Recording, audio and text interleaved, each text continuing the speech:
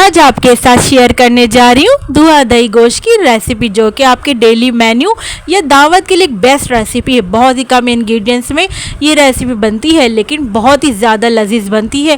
तो इस रेसिपी को ज़रूर ट्राई करिएगा, अपना फीडबैक मुझे ज़रूर दीजिएगा। वीडियो अच्छी लगे तो वीडियो को लाइक ज़रूर करिएगा और साथ के साथ दहली के जायके को सब्सक्राइब भी कर लीजिए और बेल के बटन को ज़रूर प्रेस कीजिएगा। इससे मेरी हर नई आने वाली यमी यमी रेसिपी आपको फौरी देखने को मिलेगी। तो चलिए रेसिपी स्टार्ट करने से पहले बिस्मिल्लाहिर्रहमानिर्रहीम, अस्सलाम वालेकुम। मैं हूं समरीन अकमल, मैं आपके चैनल दहली के जायके में वेलकम करती हूं। उम्मीद करती हूं आप सब लोग खैरियत से होंगे। आज हम बहुत ही टेस्टी रेसिपी बनाने जा रहे हैं। जी हाँ, आज की बहुत ही टेस्टी रेसिपी है दूधा दही गोश्त की रेसिपी। तो चले रेसिपी बनाना स्टार्ट कर लेते हैं। टेस्टी सा दूधा दही गोश्त बनाने के लिए सबसे पहले पतीली में हमने हाफ कप ऑयल शामिल कर दिया। आप चाहें तो इस रेसिपी को घी में भी बना सकते हैं, घी में बहुत मज़े का बनता है। अच्छा, यहाँ पर मैंने कुछ साबुत गरम मसाले ले लिए हैं, जिसमें साबुत काली मिर्चें 6 से 7 अदद हैं, 3 अदद लौंगे हैं, एक दालचीनी की स्टिक है, एक हरी इलायची है और एक बड़ी इलायची है। इन तमाम गरम मसालों को हमने ऑयल में शामिल कर दिया है जब ऑयल गर्म हुआ। अच्छा, थोड़ी देर के लिए हम यहाँ पर एक मिनट के लिए क्रैकल करेंगे इन तमाम गरम मसालों को, ताकि इनकी खुशबू जो है बहुत अच्छा से, इनका अरोमा जो है हमारे ऑयल में आ जाए। अच्छा, जब हमने 1 मिनट इनको फ्राई कर लिया तो फिर अब हम यहाँ पर शामिल कर देंगे गोश्त।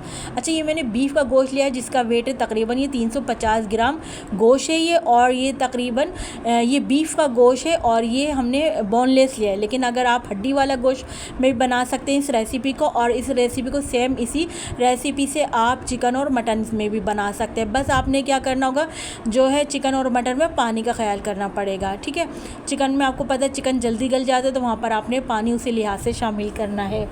अच्छा, अब देखिए हमने क्या करा, अब हमने यहाँ पर ना गोश्त को ना इन तमाम गरम मसालों ऑयल में फ्राई कर रहे हैं, या समझ लें हम भुनाई कर रहे हैं गोश्त की ना एक तरह से। इस तरह से हम ये इसलिए करते हैं ताकि जो गोश्त की अपनी मखसूस स्मेल होती है ना, तो ऐसा करने से क्या होता है, स्मेल ख़त्म हो जाती है गोश्त की ना।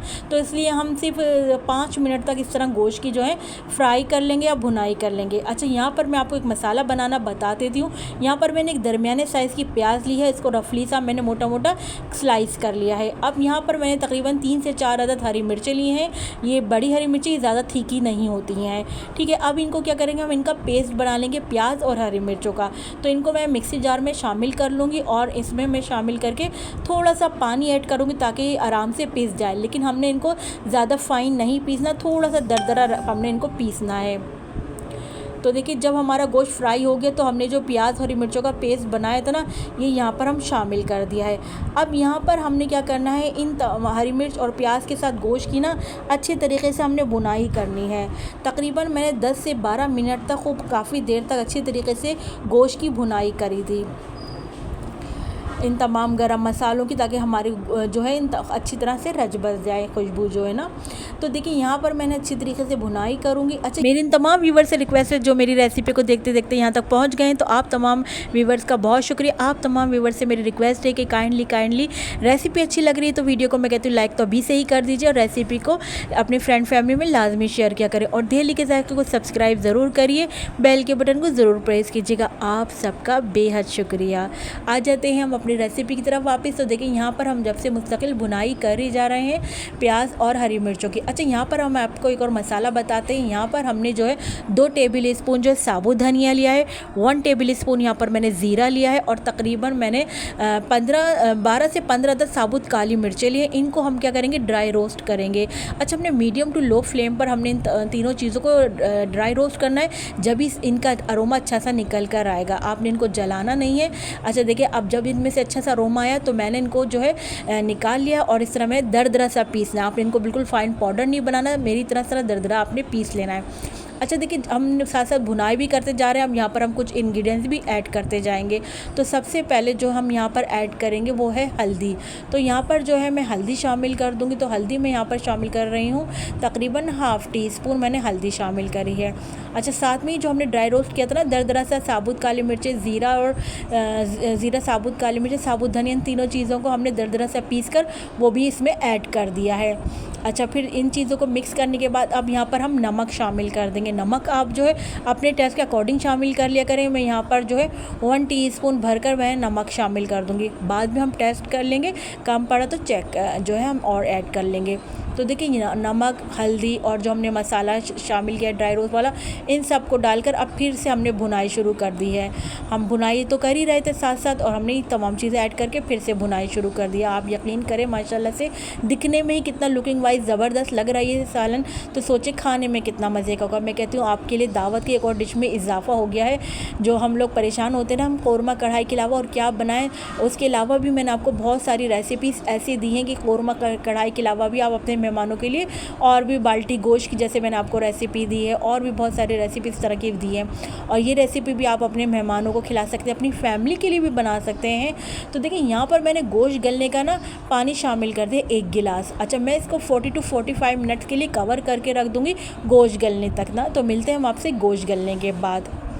अच्छा देखिए यहाँ पर 45 मिनट्स हो गए थे, गोश्त यहाँ पर हमारा अच्छी तरीके से गल गया है। तो अब हम यहाँ पर शामिल कर देंगे दही। अच्छा यहाँ पर मैं दही अच्छा खासा शामिल करूँगी, तकरीबन हाफ़ कप जो है मैंने यहाँ पर दही का शामिल किया है। दही आप अपना टेस्ट कर लीजिएगा, अगर ज़्यादा खट्टा हो तो आप उसी हिसाब से डाल लीजिएगा। मेरा ज़्यादा खट्टा नहीं होता, इस हिसाब से मैंने शामिल किया दही। अच्छा यहाँ पर दही शामिल करते वक्त आपने मीडियम टू लो फ्लेम कर दिया करें, ताकि दही के जो लम्स हैं वो ना बना करें, ठीक है।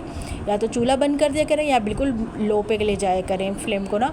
तो देखिए अब हमने क्या करा, दही डाल के ना अब हम अगेन क्या है इसकी भुनाई करेंगे दही की ना।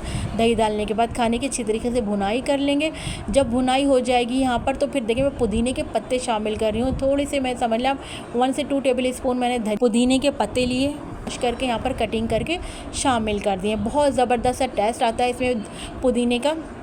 अच्छा पुदीने शामिल करके ना, हम पुदीना शामिल करें मिक्स कर रहे हैं। अच्छा इस मोमेंट पर आप लोग पिसा हुआ गरम मसाला भी ऐड कर सकते हैं, मगर मैं नहीं करी क्योंकि मैंने यहाँ पर हरी मिर्चें और साबुत काली मिर्चें क्वांटिटी में ज़्यादा डाली, इसलिए मैं ऐड नहीं करी। यहाँ पर हमने कोयले का स्मोक देंगे, जिससे आप यकीन करें इसका टेस्ट मज़ीद दोबाला हो गया था इस खाने का।